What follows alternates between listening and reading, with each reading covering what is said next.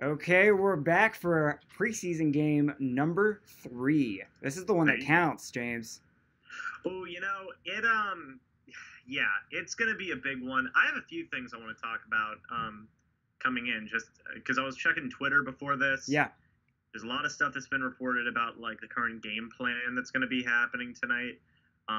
It should be interesting. So we do have a lot to talk about, and yeah, all these battles that are coming up. This is the game. It's like it's pretty much your last pretty good chance to prove you have a lot to offer. And this is where you're going to see a lot of position battles. Not concluding, but really, coming to seeing like we're going to be seeing a lot of people winning these position battles possibly tonight. yeah, for sure. Hey, I'm having some technical difficulties, I think, at least on my end, audio-wise. So, Okay. Tommy, Travis, I see you in there. Let me know if you can hear both of us and both of us well. If not, I'll have to make some tweaks. So, anyway, so yeah, there's a lot to talk about. There's a lot to discuss here as we kick off. But first, I have an announcement, and I'll talk about it a little later in the stream too as people start trickling in. But I have, thanks Tommy, he can hear both of us. Cool. Tommy, good There news. we go. I have started a Patreon page, and if you guys like this channel, if you subscribe and you like all the content that's coming, but like not just the live streams, but also the higher quality in studio stuff. If you like that stuff, feel free to throw some money my way, and that basically is just me saying I am taking this and I'm trying to make this channel grow and make it bigger. James also has Mr. Bucs Nation also has a Patreon page. Throw him some money as well if you guys are feeling giving. We work in tandem a lot, so if you like my content, you'll like his and vice versa. So I appreciate anything you guys can give, and even if it's just $1 a month or whatever, all of it will go into growing this channel, and hopefully I can do more and more of the high quality videos as well as the live streams. So just kicking that off right there, and that's out of the way. So now let's talk Bucs. Yeah. Hey, go check out the Patreons, man. Yeah. There is a lot to talk about, Corey. Where do you want to start? Okay, so starting with let's start with the injuries. Let's start with last week. I mean, we have to. There's a lot to cover over the last week, especially with Donovan Smith going down and Justin Evans going down. We were really scared in our post-game stream last week about what was happening there. Pretty much good news considering what we thought it was. And Donovan Smith is out 2 to 4 weeks, is what they're saying. Have you heard an update on Justin Evans?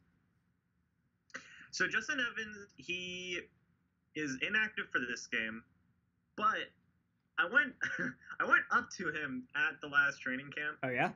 And I talked to him, and I said, very briefly, it was very quick, it was very short, and I said, "Hey man, glad to hear you're not out for the season." Basically, very awkward, but I was like, "Hey man, I saw a report that you were carted off or whatever. I was very worried, so I'm glad to hear that you're pretty good." Yeah. And he just kind of chuckled and he was like, "Haha, yeah, no, I'm all good." So I assume he's all good. Okay. I mean, he told me. So I don't know. Straight from the horse's mouth, man. Nice. That's some insider information right there. It was while he was signing stuff, and I don't think he'd be like, "Yeah, actually, I tore my ACL." But he didn't look concerned whenever he said it. He kind of laughed it off. So I assume he's good.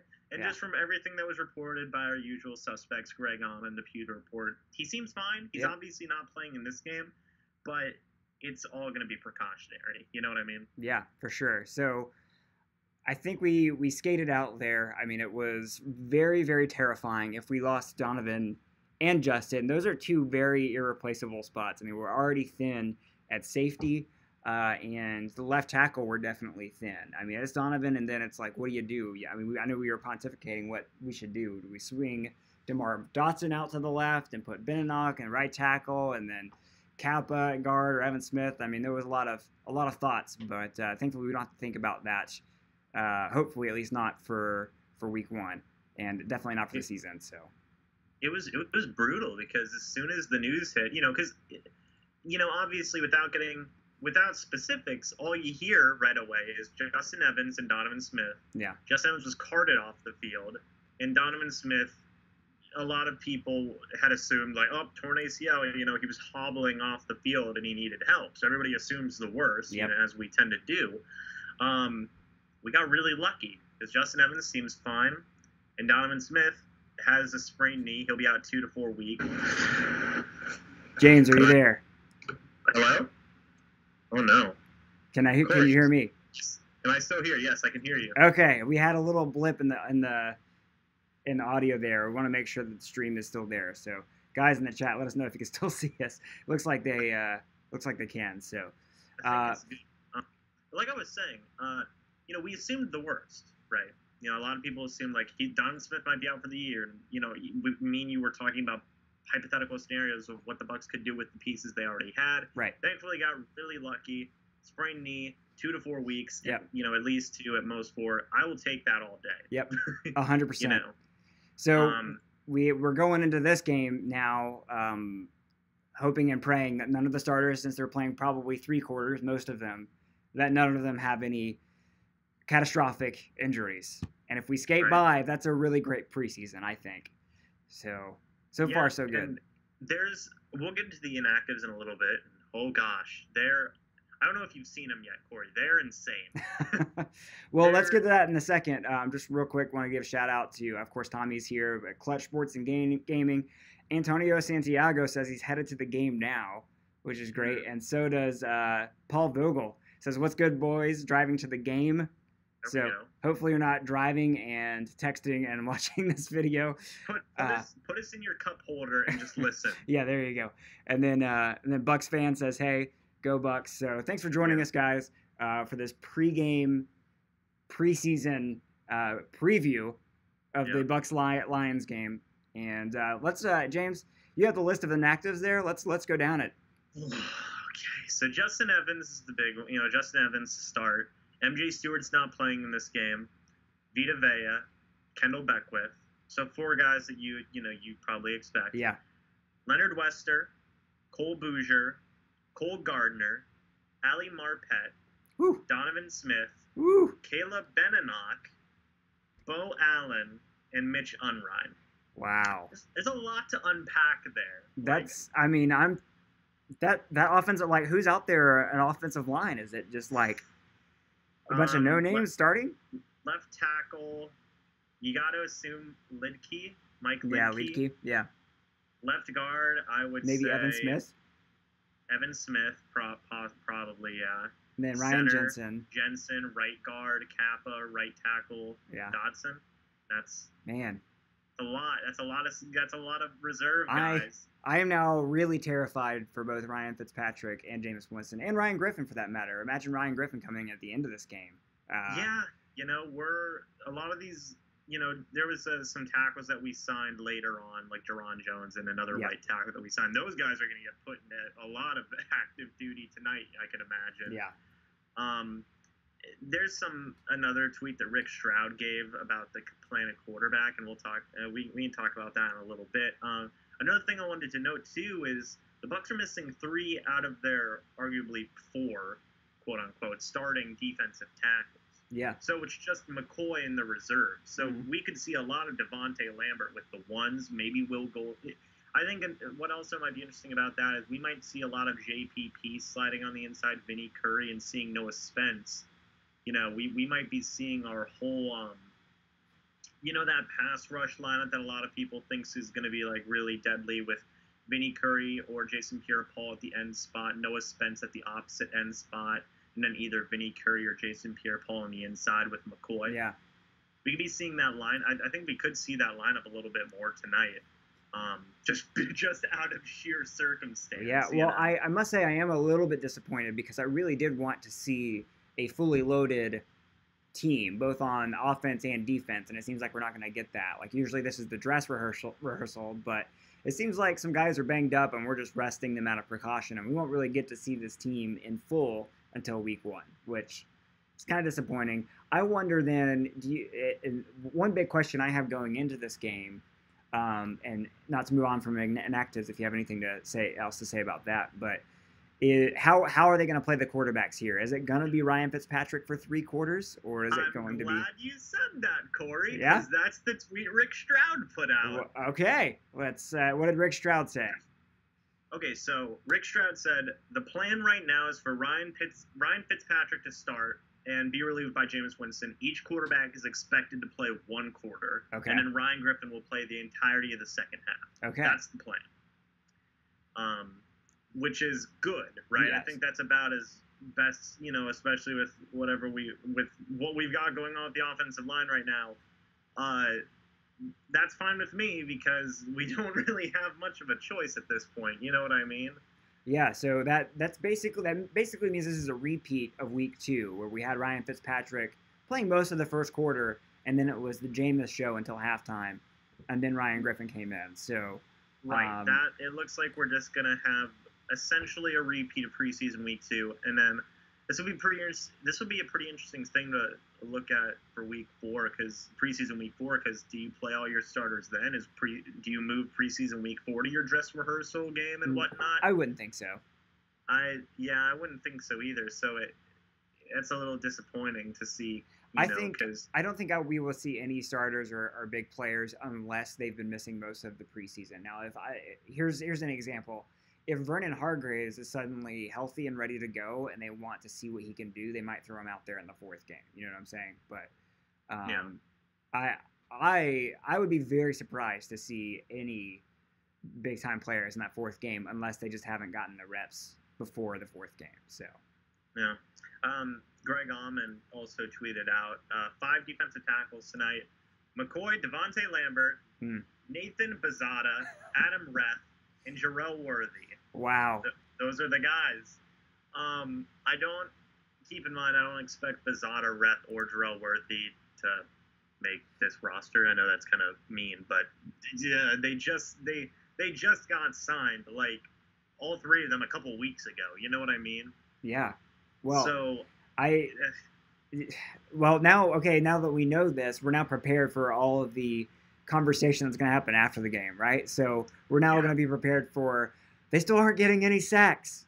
So we'll have to keep this context in mind. Like, hey, none of the sack guys are going to be out there probably for most of the game. Unless they get in those first couple series, it's probably not going to happen. Right, definitely, which is good because, we'll see a lot of the backups. We'll see a lot of the backups can do, especially against some of the Lions' first team, which should be nice.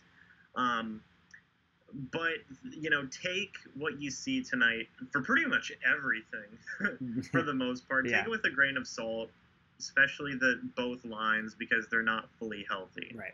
We want to see what we've been seeing, right? We want to see an improved Jameis. We want to see Ryan Fitzpatrick be serviceable at least. We want to see the receivers not get hurt but still show some flash, like Djax last week, getting that deep bomb from Jameis. Things like that, some flashy plays here and there. But overall, injury-free is a successful week. Hopefully it's not a 5-0 kind of game like the Browns game yesterday. Oh, that was brutal. Hey, they beat the Super Bowl champions. They did. So even the Super Bowl champions can get blanked in the preseason, and it doesn't mean anything. So something to keep in mind. Now, Paul Vogel says there's a lot of lightning, and I think it's going to rain. How is the weather over there for you? Oh, for me in Florida? Yeah.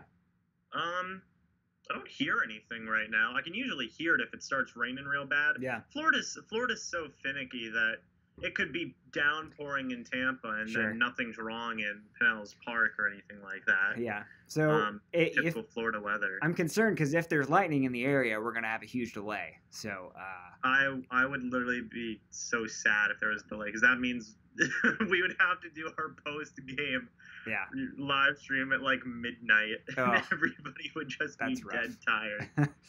The Bucs need to put a dome on Raymond James. They really do. That would solve all the problems, especially those early games, man. Just it's so brutal, the September games, especially if you're in the upper deck on the sunny side. It's unbearably hot, and if they just put a roof over that thing, man, people will sit in the seats.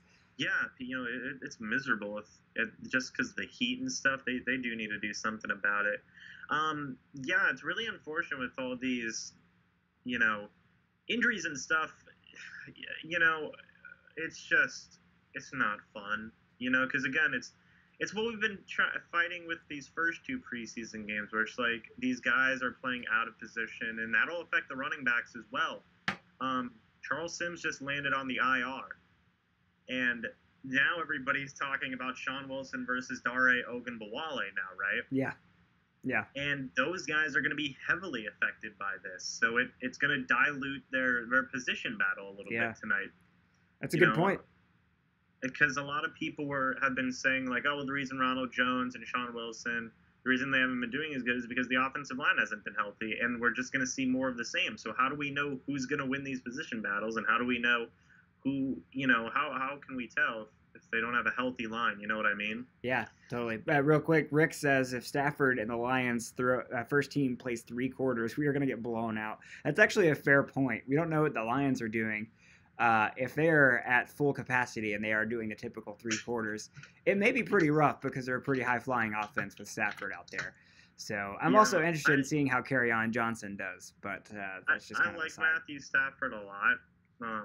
He's great, but yeah, I really just how disappointing would that be if we come back and we're like, well, the Bucs lost 35-3, yeah, it would just be terrible. Hold on a second. Looks like Greg Allman tweeted. Oh, okay. He's retweeting something from last year. That scared me. It was a weather alert sign that he posted, but it was a retweet from him from last year. But he's talking about how there is some storms in the area, so it's supposed to rain until 9 o'clock, apparently. So we'll see how this goes. Now, even if they do play, rainy conditions are not good if you're trying to keep everybody healthy. That kind of concerns me as well. Hopefully we don't get any slipping and sliding and tearing of ACLs. Yeah, look what happened to Reggie Bush a couple years ago. He wasn't even. I think he had like 1 play and he slipped on some concrete in the stadium and tore his ACL.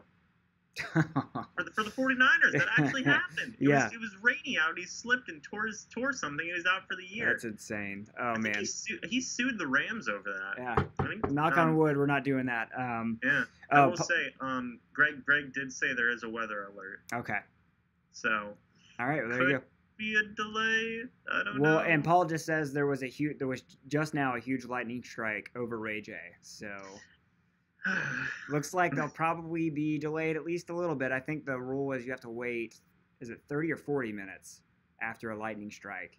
So that's bumping up right against the start of game time. But they have to do all their pregame ceremonies and all that stuff. So yeah, I would not be surprised to at least get a little bit of a delay here. Yeah, that is definitely something that would suck. I want to make sure, like what you said, nobody goes out there and is getting hurt. Especially, could you imagine if we had even more offense for defensive line, like bang-ups and injuries and whatnot? It'd be brutal.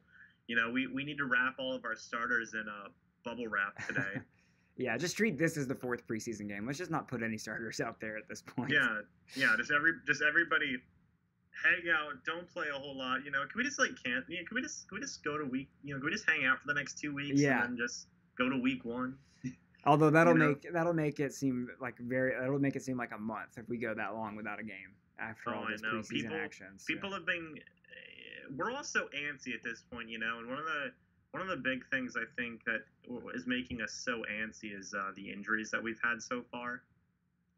With guys like Justin Evans, MJ Stewart, Vita Vea, Kendall Beckwith. I see it on Twitter every day. Is people asking, hey, so and so going to be ready for week 1? Is so-and-so good? How's so-and-so doing? How's Justin Evans? Yeah. How's Vita Vea? Is Kendall Beckwith good to go? What did you hear about Ali Marpet? They're asking Greg Allman and the Pewter Report and all of them. Yep. It's like, oh man, we are just all ready for the regular season to start. You know what I mean? We are for sure. So, let's assume this game is going to be played. Okay, so we have all the inactives and stuff, but the question remains from even the last couple of weeks. What are you looking for in this game? What player are you focusing in on? Who do you want to see shine, and who do you want to see if they've got what it takes? So just the big 2 things that I'm looking out for is first Sean Wilson, Dare Ogunbowale, like I talked about, because Charles Sims is gone. That opens up a 4th running back spot, and those are the 2 guys that you've seen. Mm-hmm. If you had to pick one of the 2 right now, which one would you pick? kind of putting you on the spot here. It's hard to say because we've seen so few snaps for both of them, live snaps. You know, it looks like Dari has been the one that has been he seems to have shown the most flash, right? But I don't know if Wilson has gotten the most out of. I don't know if he's gotten enough opportunity. Let's put it that way.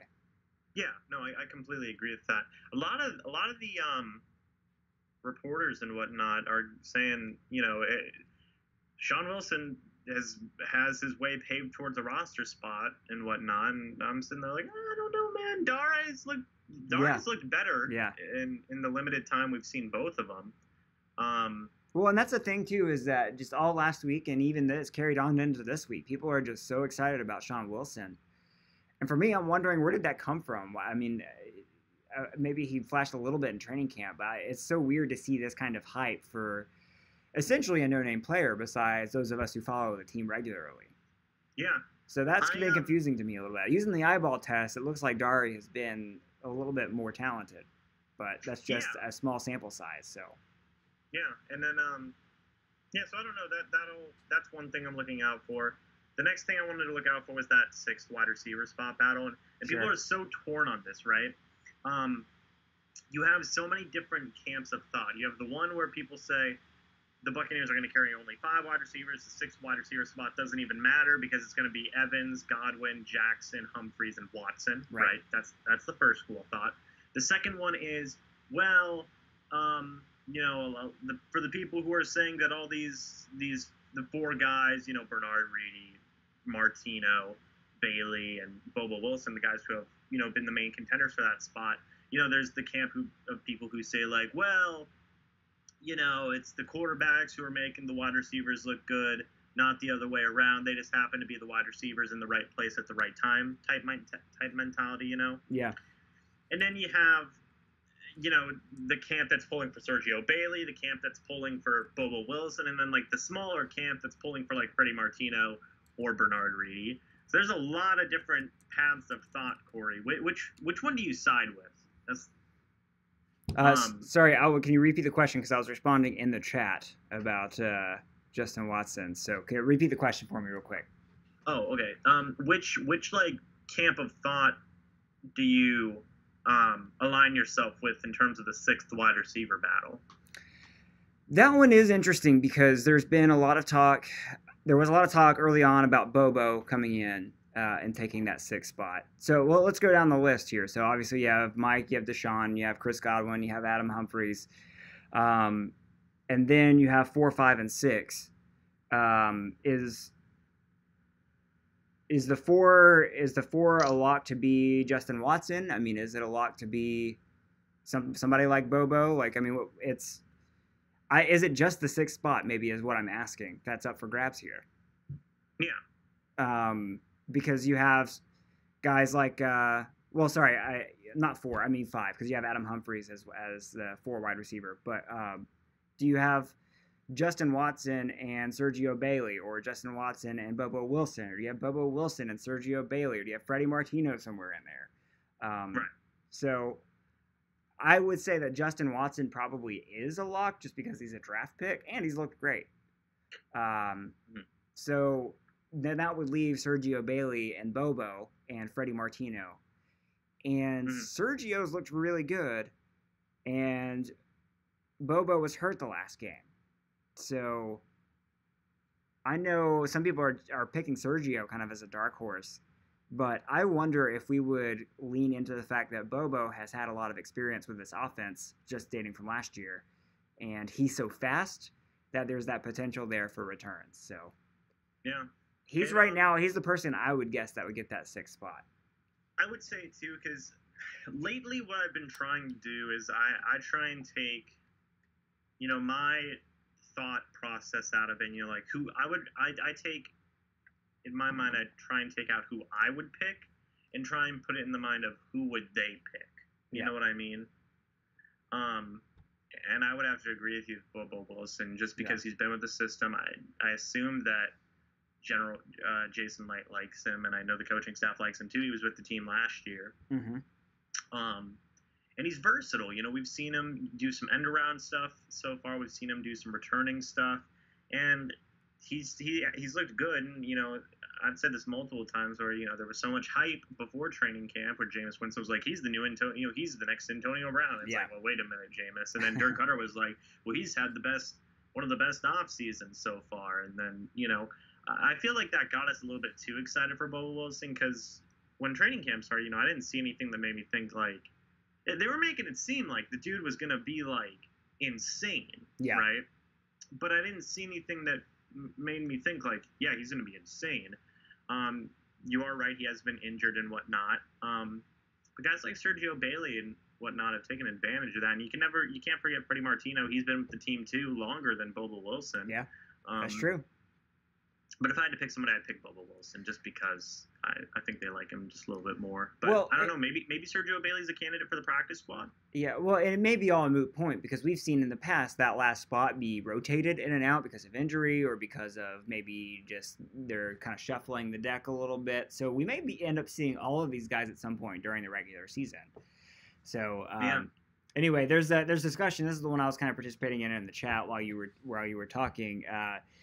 Tommy, you've heard Tommy before compare Justin Watson to Jordy Nelson, and Fade Ennis, brings up the point that it is kind of a trope to compare a white receiver to another white receiver, but that doesn't discount the fact that Justin Watson does kind of look a little bit like Jordy Nelson to me, just in the size, and also he seems to be pretty sure-handed, and could be a great slot candidate and an upgrade over Adam Humphries eventually. So do you see any similarities there between Justin Watson and Jordy Nelson? Obviously, Jordy's way up here, and it's like almost comparing a rookie quarterback to Tom Brady, but do you see that kind of potential for him?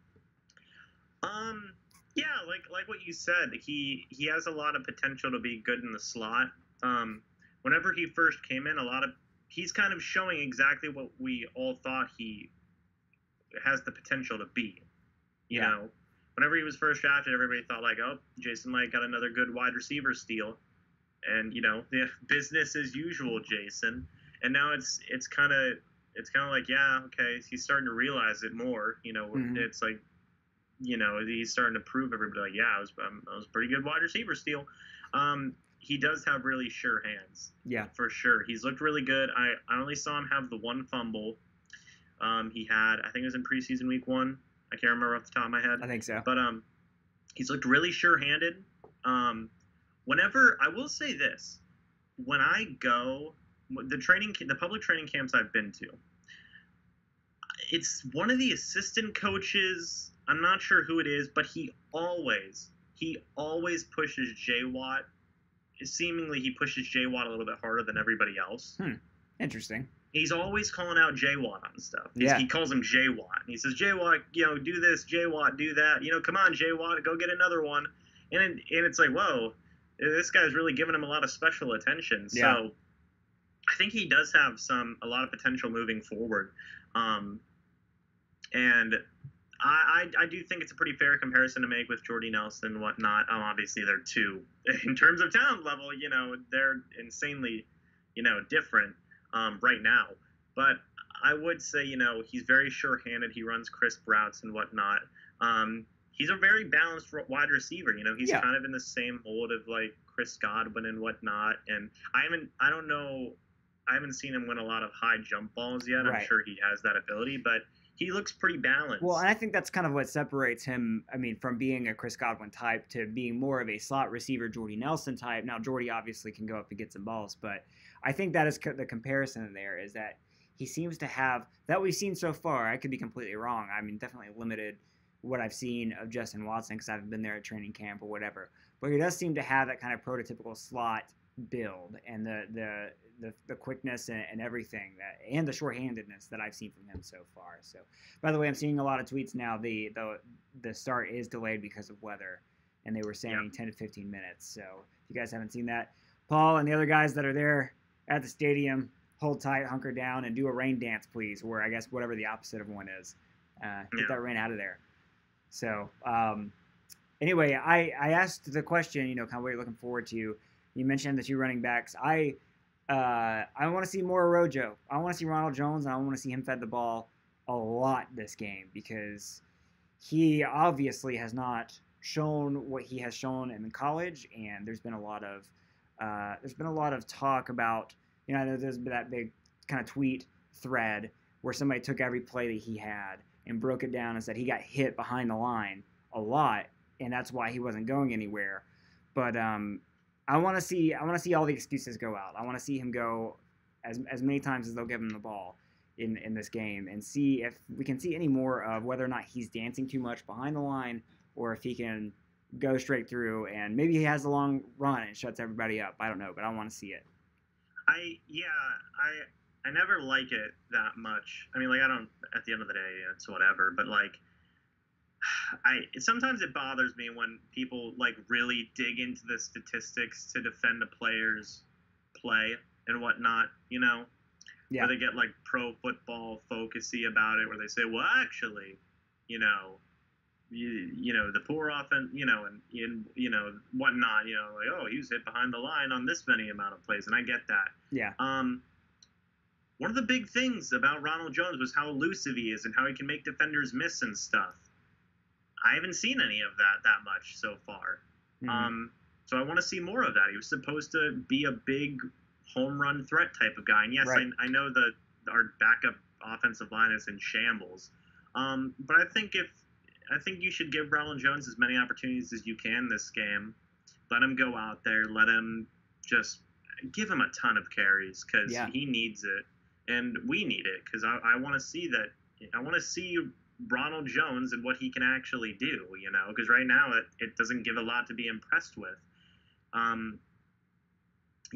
As a runner, I feel he dances around a little bit too much in the backfield, as I've seen. Again, that could be because of poor offensive line play and whatnot. Right. But I need to see a little bit more of him as a receiving back as well. Yeah, for sure.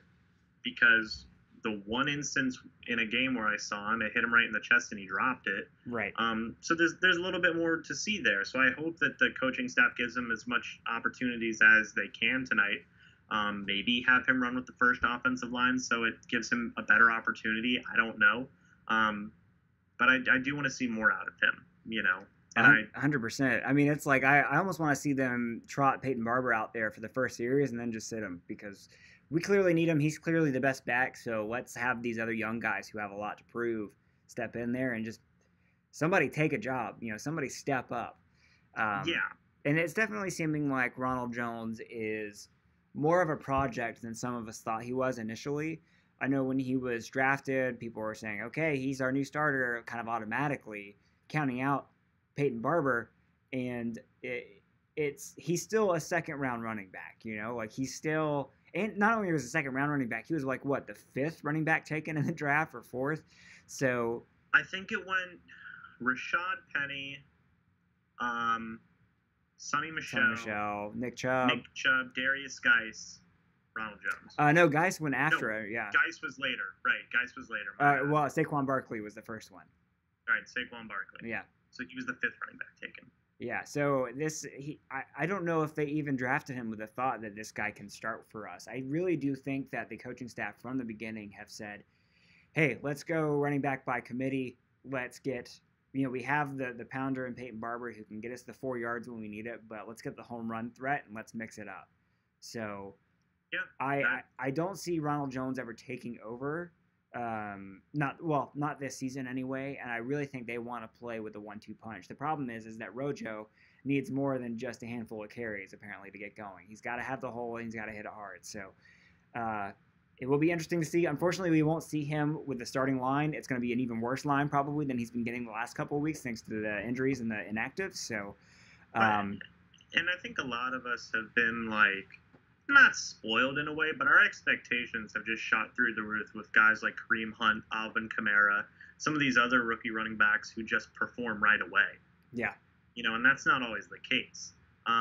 I was one of the people whose expectations were really high up there, and I thought like, okay, we have Ronald Jones, he might be the guy now. Peyton Barber's looking really good, and I'm totally fine with Peyton Barber coming in, rolling through, but I want to see improvement from Jones, and I want to see that he can be, a valuable asset to this committee that we would be having moving forward. You know what I mean? And maybe that's just where he just needs some time to get warmed up and get more acclimated. And what better way to do that than give him more carries? Yeah, you know? For sure. Yeah, we definitely want to see that. And I'm a little, just seeing the inactives and stuff, I'm a little disappointed. I'm a little scared. I think that's my overall feelings right now going into this game. Is like, man, it doesn't seem like we're going to get. It doesn't seem like we're going to gain any more knowledge than we already have about all the players that are playing tonight. Really, the only thing that we're missing a lot of backups, right? Yeah. And not to be mean, but a lot of the players who are possibly playing for a good chunk of this game probably aren't going to make the roster. I mean, we will see some, for defensive tackle. 3 of the guys I mentioned, Bazada, Darrell Worthy, and the other defensive tackle I named, they're going to be playing a lot of this game. And right now, with the depth that we have, I don't see a lot of them making the roster.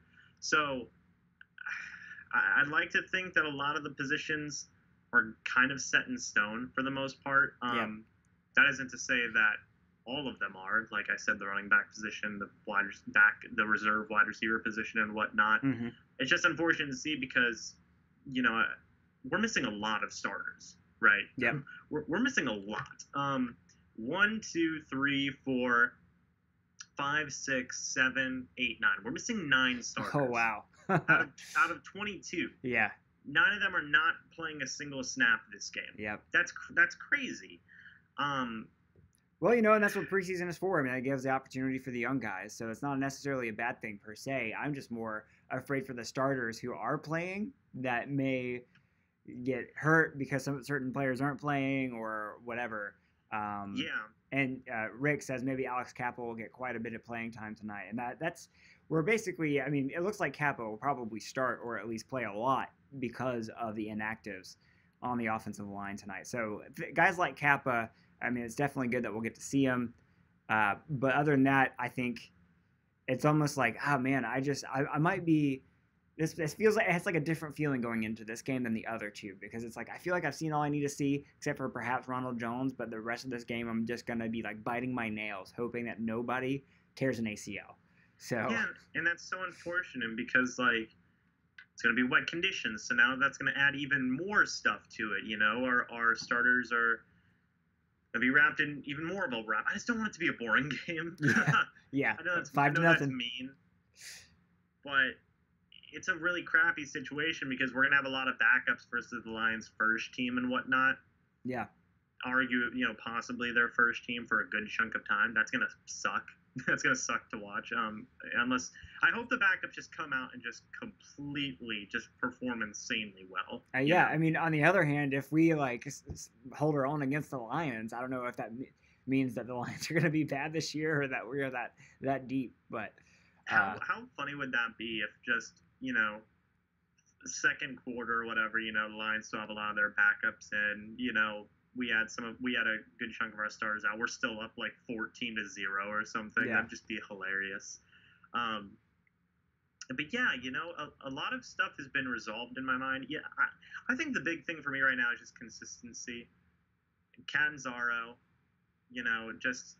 Catanzaro still needs to look good. Yep. I still want to see some good stuff out of our starting offensive line and whatnot, and our starting defensive line as well. And I mean, I want to see Ryan Fitzpatrick because the first game he looked actually very good, and then the second game he was pretty bad.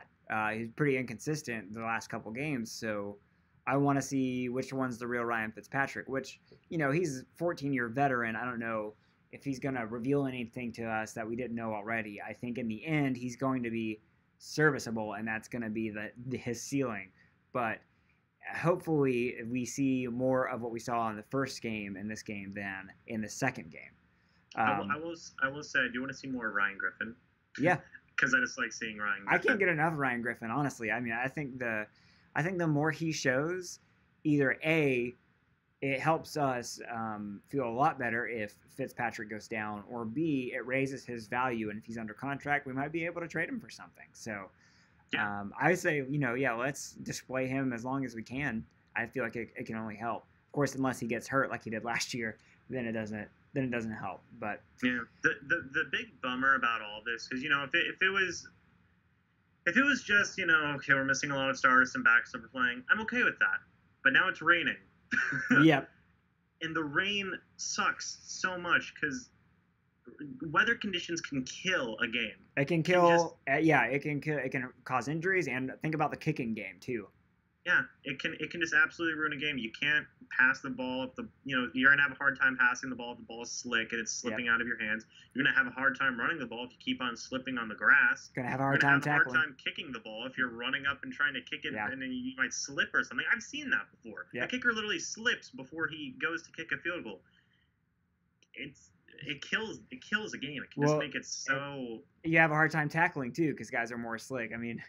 Buccaneers, hashtag Super Bowl 37 champs, got it right the first time, said, if Conti misses one more tackle, so help me God. So it's like, well, the odds are stacked against us now that it's going to be raining and gross and muddy and slick. So yeah, and the Bucs, and a thing that sucks about it, too, is that we have this indoor facility now, right? Yeah.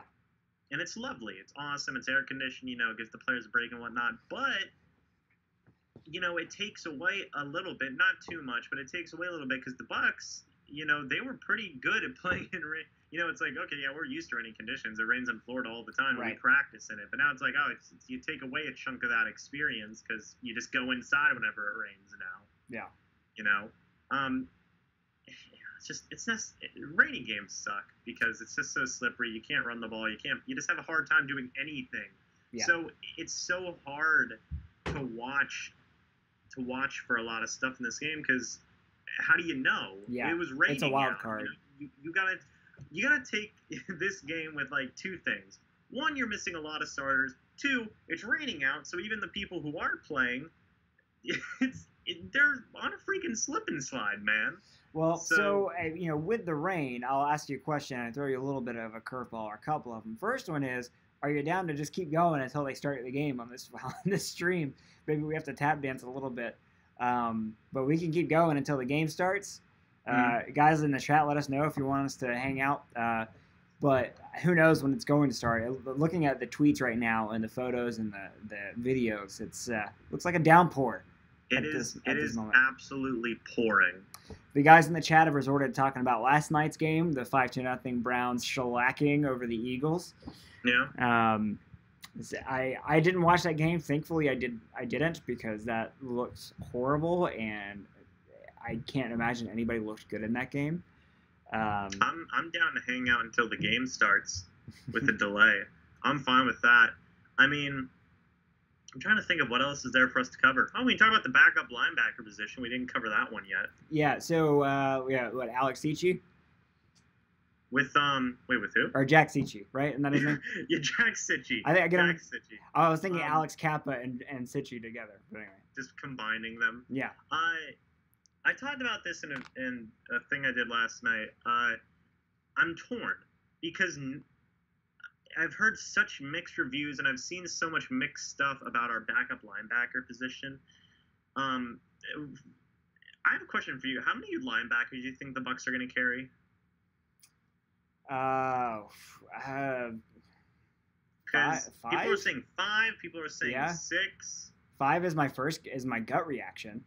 Yeah, and then. But maybe 6. Maybe 6. Because you have a Darius Taylor, you have Riley Bulla, Jack Sicci. Yeah. Behind Levante David, Quan, and Beckwith. Mm-hmm. So maybe 6. It all depends. And then, see, that's what I thought, too. I was like, oh, yeah, 6. Then I was like, well, people have been saying 5. And then I was like, okay, well, if it is 5, who would I pick? Yeah. And then I have no idea. Because I think, do you think for sure Jack Sitchy's going to make this roster? I don't think it's a lock. Yeah, because, I was like, okay, well, if I guess I had to pick one who could possibly make this the most likely out of, our 4 backup linebackers, besides Darius Taylor, I'd say, Jack Sitchy, right? Right. Well, and there's Riley Bulla, too, who spent most of last year on the practice squad. I know the knock against him is he doesn't have a whole lot of speed, so they could very well. I mean, he could be the odd man out, and they stick him back on the practice squad. Yeah, and then you have Devontae Bond, who keeps on making this roster miraculously. Yeah. I don't know how he does it. Well, it's funny because Devontae Bond, when the year he was healthy, was that 2 or 3 years ago, actually looked really good to the point where I was surprised that they brought in Kendall Beckwith. So I know that Bond, when healthy, was actually a very good, at least backup.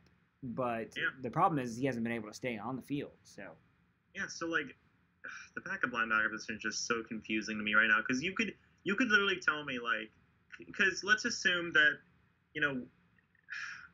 you have 4, right? Levante, Quan, Beckwith, and Adarius Taylor. Now, whether or not Adarius Taylor goes on the PUP list or whatever to start off the year for the first 6 weeks, that remains to be seen. Then you could add in another one of these guys. But, like, I don't know. You could tell me 1 or 2 linebackers who can make the roster out of those 4 guys I just mentioned, and I wouldn't be surprised either way. You know what I mean? Yeah. Because it's just such a confusing position right now, and that's kind of I'm hoping to see a couple of guys separate themselves this upcoming game.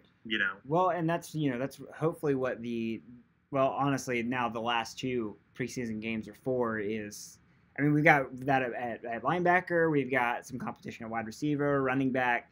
So those are the things that are going to be worth looking at. Even defensive line, in a way, it's kind of a toss up towards the bottom there. So that's what this is for, and we'll know soon. Unfortunately, cuts don't happen until after the 4th preseason game now, right? So it's going to be another week or so.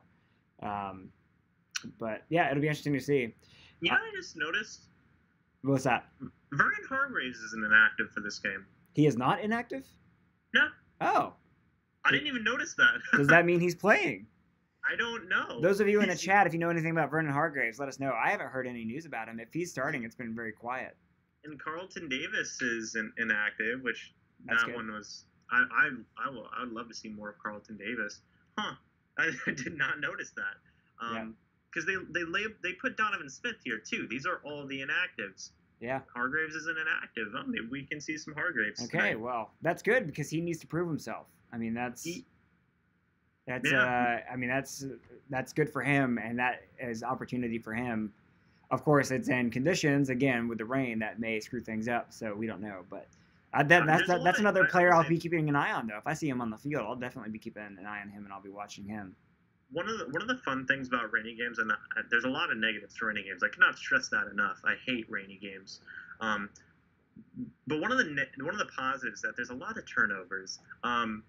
And for a preseason game, not for a regular season game. Don't suck if it's a regular season game, but it's fun to see turnovers, right? Yeah. So maybe we'll see some turnovers. That's true. Another thing I wanted to see was also bye Ralph.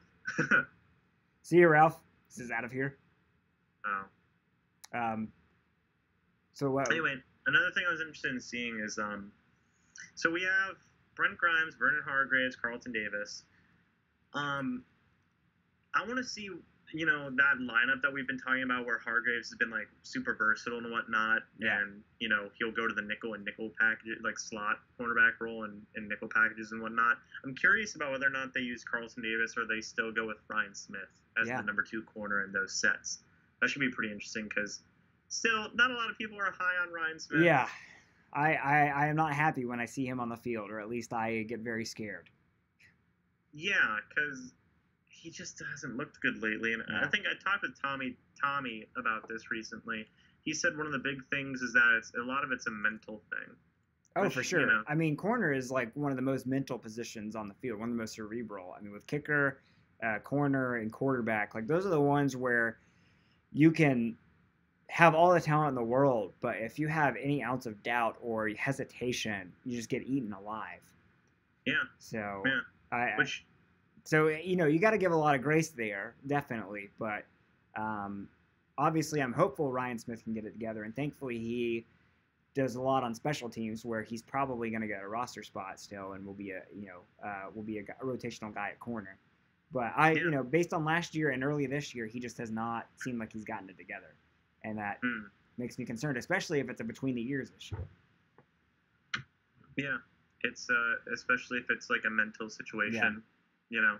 I will say, it's not fun when we turn the ball over. It's fun getting turnovers. So let's hope there's a lot of turnovers in our favor. Yeah, for sure. So Whitehead isn't inactive as well. He is not inactive. He's not inactive, so I want to see some Whitehead. Yeah. As well. Yeah. So I don't know. Well, to give you guys kind of a little bit of a preview, I am currently working on. I know it's been a while. I'm currently writing my next kind of in studio video. And it's going to be a season preview, and I've been kind of waiting to see the roster play out a little bit before I went too in depth with it. But it's things like this that I'm looking forward to seeing, so we can know exactly like, okay, these guys are likely going to be starting. Like I was writing today about the corners, and I was like, how do I describe the part where Vernon could be a starter on the outside, but it could also be Carlton Davis, and then Vernon may actually not even start at nickel corner. It could be MJ Stewart. There's like a lot of question marks surrounding our secondary, which probably isn't a good thing in general. But yeah, the fan base has been so split on the secondary lately. We have there's a handful of people who think like the secondary is on the rise, and then we have a handful of people who feel that the secondary is a concern. And like a pretty bad concern, like we still need to improve it and whatnot. Well, they were a concern last year for sure. Yeah, but I kind of favor more towards the positive, it's improving, because Davis, MJ Stewart, and Whitehead have looked great. Yeah, that's true. So I think things are definitely on the uptick for our thing. That is definitely a complex situation though, where it's like, who's gonna play where and when. That's a crazy. There's so many scenarios. You know what I mean? Well, and we can talk about it till we're blue in the face, but man, we just got to let them play and see what's happening here. But I just posted in the chat a link to What the Buck, one of his tweets. He took a photo of his map of the radar, and it does not look good. Lots of red and a whole lot of green, top to bottom. So yeah, they might. Do you think they'd cancel the game? It's possible. I mean, they may just straight up cancel it. I don't think they would reschedule it because it's a preseason game, which really makes things interesting. I wonder if they then would treat the fourth game like the third preseason game. Yeah, maybe. Maybe they'd move it to tomorrow. Maybe. I'd be so sad if they moved it to tomorrow. I have 2 fantasy drafts I'm doing tomorrow. I would be sad too, because I also will be out. I have an event that I'm going to tomorrow night, so at least we could just use this as our pregame show. By the way, I wanted to point something out. I read this in the chat. Hey, that Patriots lamp was a gift. Thank you. So behave. That's been something we just don't talk about. Is that Patriots lamp? Everybody bothers me about the Patriots lamp, like in everything. There was this video I was making when I was announcing one of my fantasy football leagues, and I even pointed out the Patriots lamp as a joke, and people still bother me about it. It was a gift. That's just my How thought. dare you even display it? It doesn't look nice though. I can't believe you. Put duct tape over that thing. I'm just gonna duct tape it. It looks like one of those Catholic church glass type things. Right. It looks cool. It does look cool, except for the whole ugly Patriots logo on it. But I'm gonna take it to a shop and have them replace it with the Bucs logo and stuff, and have all the glass taken out and replaced with Bucs red. That actually look pretty cool. You might as well just buy a new lamp at that point. Yeah, that's true.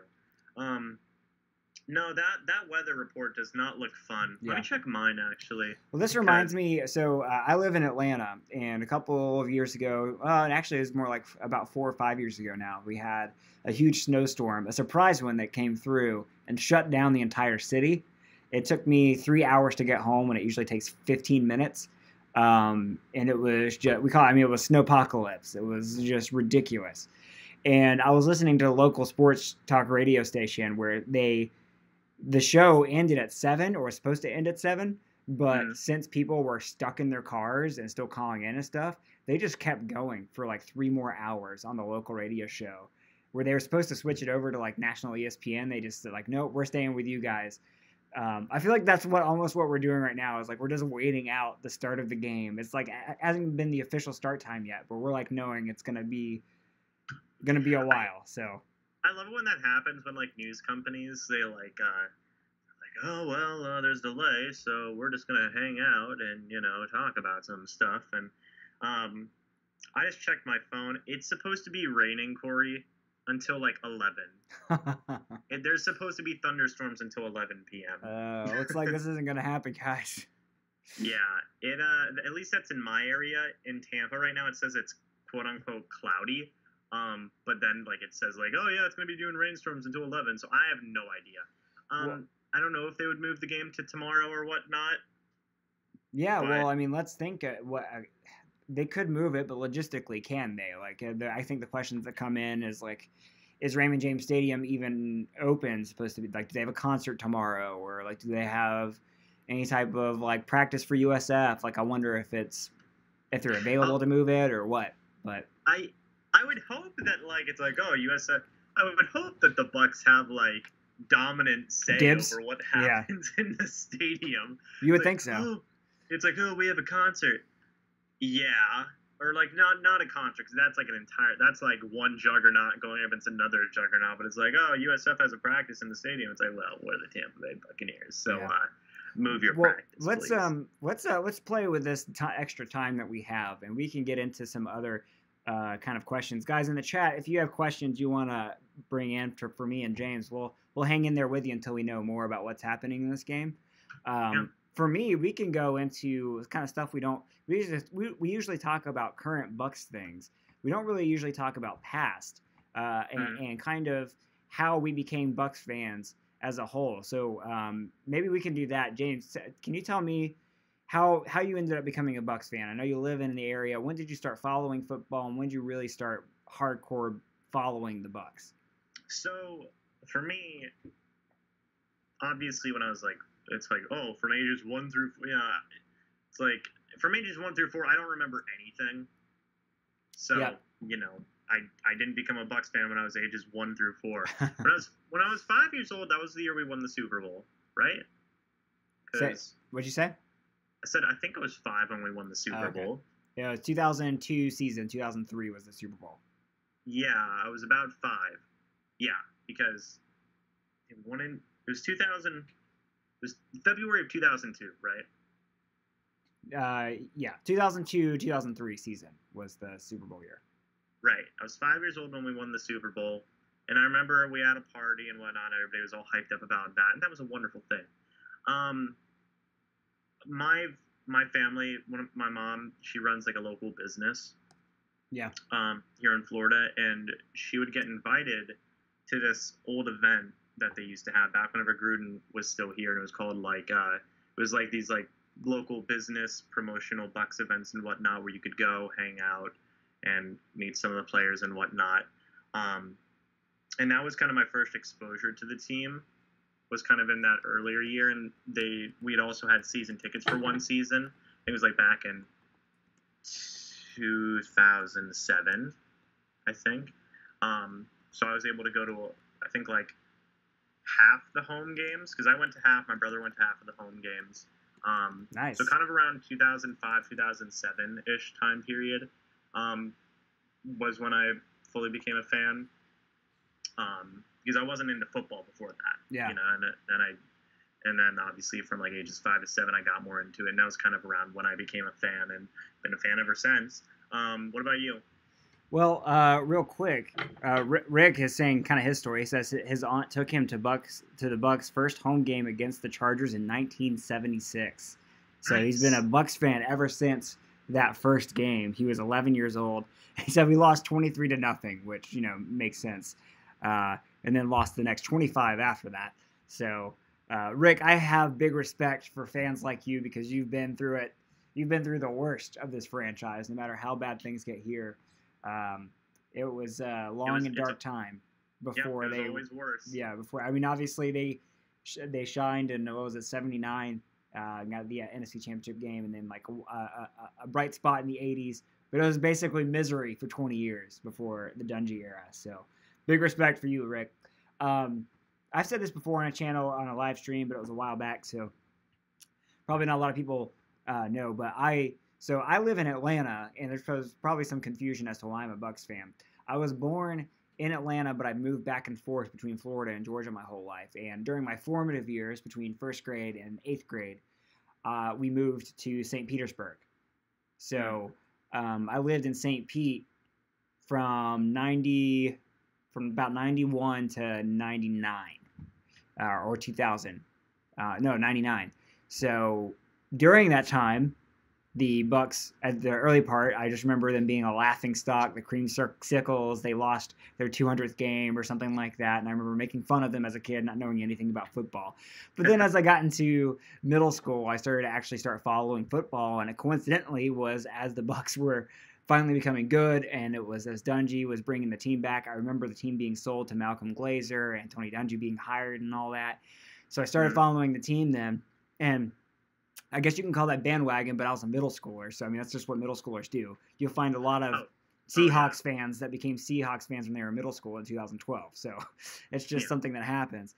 And you know they were my hometown team, so really got into it. But then we moved back to Georgia in '99, and I was surrounded by Falcons fans. And you know we weren't in the same division back then, but they still were really arrogant considering they had just been to the Super Bowl in '98. So I really like hung in at my Bucs fandom. Like I was like really trying to be contrarian to them, saying, nope, I'm a Bucs fan. And that year they went to the NFC Championship game in 1999. And that game, that was the Bert Emanuel catch, no catch game. And that was the most sad I have ever been as a fan. I was so distraught. It wrecked me for a week. And that was when I knew I was a hardcore fan at that point. But then also at that point, I vowed to never let a football game affect me that much emotionally. So I've tried to be as level-headed as possible since then. But then, of course, I was in high school and still in Georgia when the Bucs won the Super Bowl. And man, oh man, was that a great time. I had a Bucs car flag that I flew. It was right when I was starting to drive. I had it on there the whole year.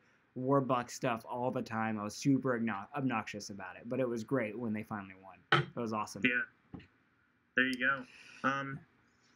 Yeah, my first memories of the Bucs and whatnot. I remember the first game I watched pretty much all the way through. I was so very young. Or like not the first game I watched all the way through, because I saw a lot of games live and whatnot. But like I don't know why, the first quarterback I remember us like and me being like I don't know why the first quarterback I remember was Bruce Gradkowski, and I know that was that was like years, like that was like a couple years after 2005 and whatnot. But I don't know why, because I remember my favorite memory so far has been like my dad just yelling at the screen at Bruce Gradkowski and being like, I did that quite a bit. Yeah, like, what are you doing? And I was like, hey, he is a cool... I thought Bruce Gradkowski was, like, the coolest guy. Yeah. Because, like, I don't know why, but as a kid, I was like, he looks cool. His name is cool. Bruce Gradkowski's cool. I was a big Bruce Gradkowski fan. He was a pretty cool guy, and probably still is. But, yeah, he did kind of have that demeanor. He was pretty carefree, and, yeah, he did seem like a cool guy. Definitely more so than Chris Sims was, that's for sure. Yeah, so, like... But man, he was not a good quarterback. After the Super Bowl and whatnot, like, I was obviously very young. I don't remember a whole lot from the team. I wasn't that involved in. But after we got season tickets, I was able to go and see and for 1 year, like, see the team and whatnot. I remember it was disgustingly hot out. I went to, I think it was an Eagles. It was either a Ravens game or an Eagles game. And it was like 100-something degrees outside. It was disgusting. Yeah. So yeah, I remember Bruce Gradkowski. That was fun. I remember whenever Chris Sims like ruptured his appendix or something. Oh yeah, I was at that game.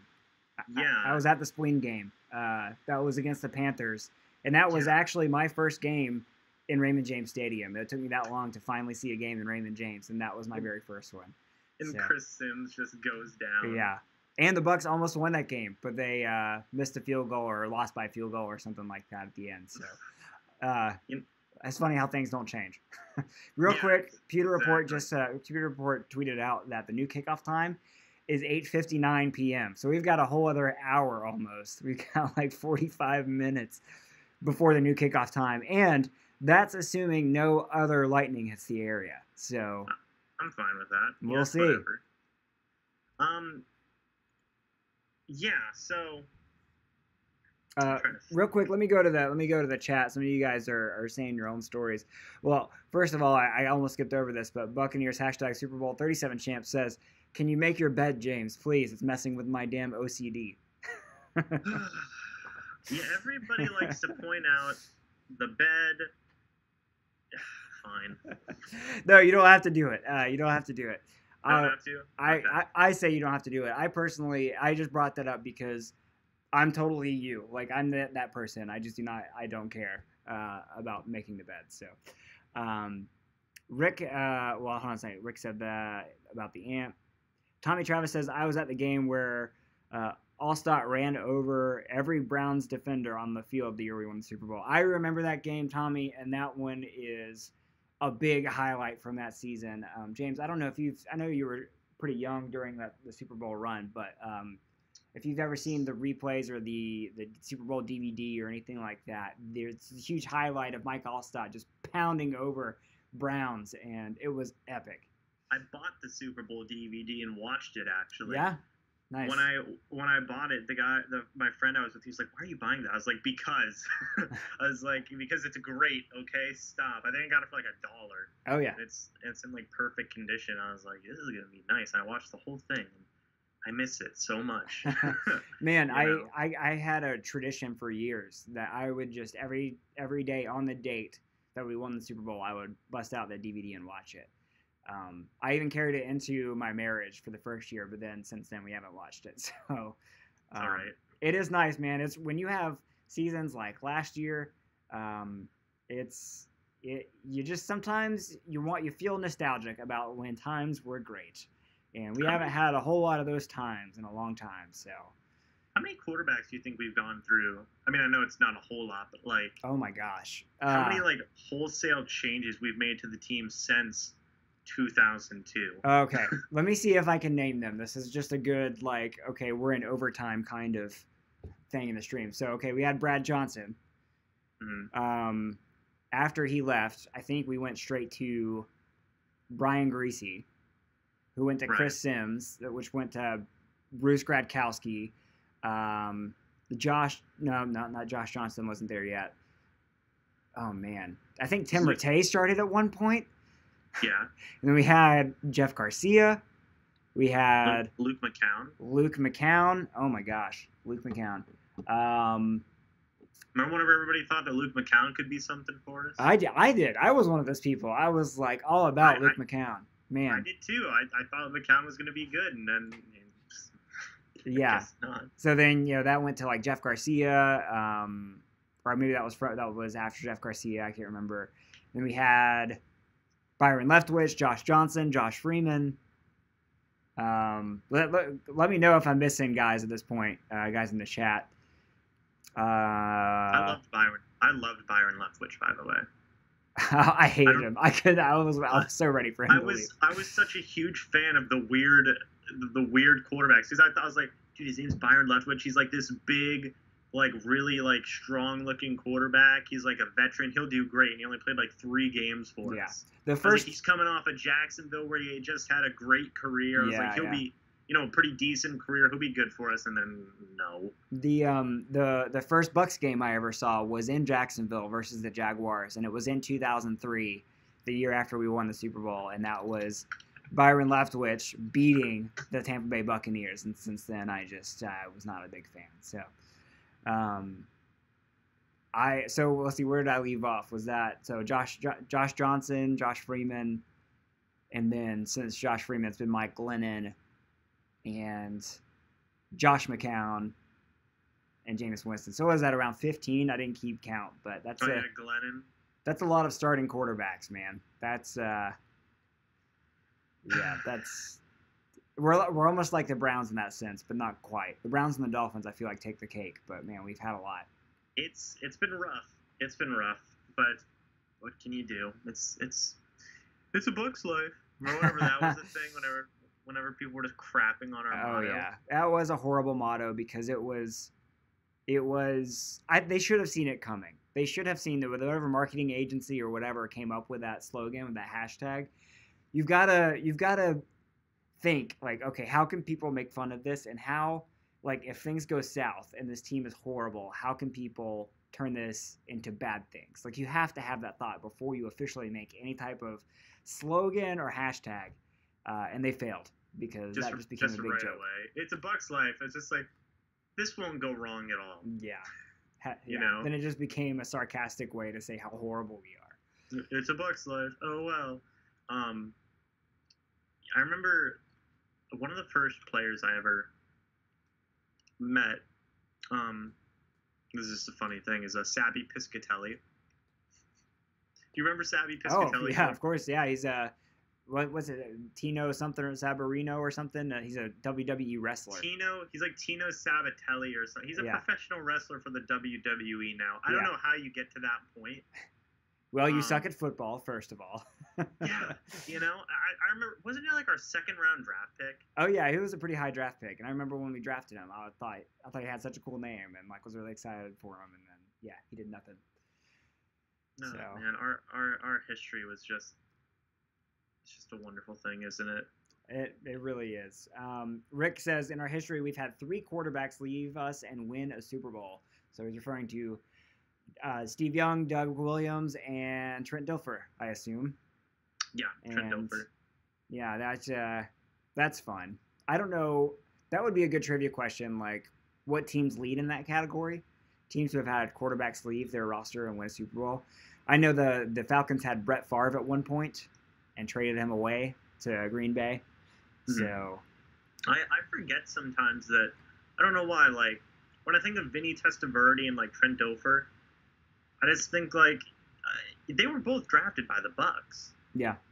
You know, and I just forget that sometimes. Yeah. And whenever I see them, I go, like, oh, yeah, they used to play for the Bucs. That's so weird. And, like, same with, like, guys like Steve Young. It's like you forget because like their legacies aren't with the Bucs. Their legacies are with other teams, and it's like, oh, great. Well, Jake Plummer was technically a member of the Bucs as well. He just never played a snap. So what happened with Jake Plummer? So this was back when we got Jeff Garcia. John Gruden and Bruce Allen went and really played hard. Jake Plummer had retired from the Broncos, and they were trying to convince him to come out of retirement. And almost did. They went and flew over to him, had dinner with him, tried to convince him to come back. And we were about to have Jake Plummer and Jeff Garcia on our roster. You know what? I would have been fine with that. That would have been cool. But the reason they did that is because they actually traded for his rights. Apparently, he had not officially retired, and the Broncos still owned his rights. So they traded like a 7th rounder or something for his draft rights, or for his contract rights, and then tried to convince him to come out, but he wouldn't do it. So that's fine. So you mentioned Testaverde. That also reminded me of the game, and I don't remember what year this was. Do you know what I'm talking about? With Vinny Testaverde came off his couch and beat the Bucs. I know what you're talking about, only because analysts have made fun of it before in those NFL films. It was one of the all-time, like, this is Tampa Bay in a nutshell. Like, okay, there's two types of players, 2 types of quarterbacks the Bucs love to lose to: rookies and backups. And this was quintessential. Like, the Jets had Chad Pennington. He went down with an injury. They had a backup. He went down with an injury. They were in emergency mode. The week before they played the Bucs, they called Vinny Testaverde, who was 42 years old, convinced him to come out of retirement and play that week for them, and they ended up beating the Bucs. Yeah. And that was like, I mean, it's just like last year when Adrian Peterson went to the Cardinals after doing nothing and then suddenly had a huge game and his best game of the year. It's just like, that's such a typical Bucs thing. Like, that's a hashtag, it's a Bucs life. He's on the Redskins now, Adrian Peterson is. Yeah, I saw that. And the Redskins play the Bucs this year. I really hope I really hope that they don't play Adrian Peterson in that game. I hope they release him at some point. You know, honestly, before that game, the Bucs had played Adrian Peterson pretty well. I remember not being that concerned going into that game because I felt like in the past, while I think he'd had like a 100 rushing yard game against us, or maybe 2, but we seem to always at least keep him in check for the most part. And yeah, that game last year was. And then he just does that, and that was awful. Yeah, that was pretty miserable. Awful. That was I'm trying to think. Yeah, that was just another typical Bucs thing where it's like, oh yeah, this guy just got signed or whatever, and then immediately destroys us. Yep. Yep. I don't know, Corey. What else you want to talk about? Well, we have about 30 more minutes. I'm really impressed. We still got 11 people in the chat. Thanks for hanging in there with us, guys. Let us know again if you have questions you want us to chat about anything. You reminded me with that Adrian Peterson game of the season recap that I did. If you guys haven't seen that, go ahead and check it out. But I announced this earlier in the stream, and I'll say it again now. I just started a Patreon page as well as Mr. Bucks Nation over here. We both have Patreon pages. If you guys like our content, you subscribed and you want to see more, and you want to see our streams get better, and you want us to continue on, I recommend going over to the Patreon page and throwing some donations at us, whatever you think we're worth. We'd really appreciate it. And there's definitely more Bucks content coming your way. And man, we've got probably around 40 minutes left. So dude, do you want to marathon it? You want to bust out a beer and let's just hang back. I'm actually got to go to the bathroom, so I will be back. Okay, we're at this point now in the stream where one person has to leave from the bathroom break. Okay. I'm taking a bathroom break. We've been going for however long. It feels like an hour. And it's definitely been over an hour. It's been like an hour and 60 minutes. I have to pee. It'll take like 2 seconds. Okay. I'll be back. Cool, man. Thanks for hanging in there with us, guys. We are tap dancing until, if you just joined us, we're tap dancing until the start time, the new start time, which is 8:59. For the Bucs-Lions preseason game. We've already talked about pretty much everything we can about what we're looking forward to, all the injuries, all the news, and everything. So if you guys want to ask a question or discuss anything in the chat, let me know. I'm actually going to scroll through this. Raw Springer, what's up, man? How's it going?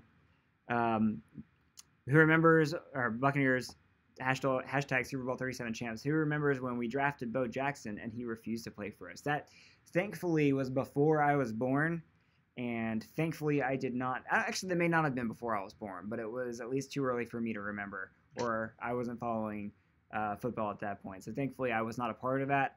I also thankfully did not start really following the Bucs until Malcolm Glazer bought the team and Hugh Culverhouse was gone. So I'm glad I missed that whole era. Go to sleep. Hey, I wish I could do that. Wet field, sloppy play. Hopefully not. Hope no one gets hurt. Yeah, we mentioned that earlier. Go to sleep. That's our main concern right now is injuries. That was my main concern actually before we saw that it was raining, is the amount of injuries that could possibly happen. So if and when they play this game, hopefully when they play this game, that's going to be like, I just don't want them to play starters at this point. I just want them to keep the backups in and pray for no injuries. Hugh Culverhouse was a terrible owner, by the way. Yeah, just understatement of the year.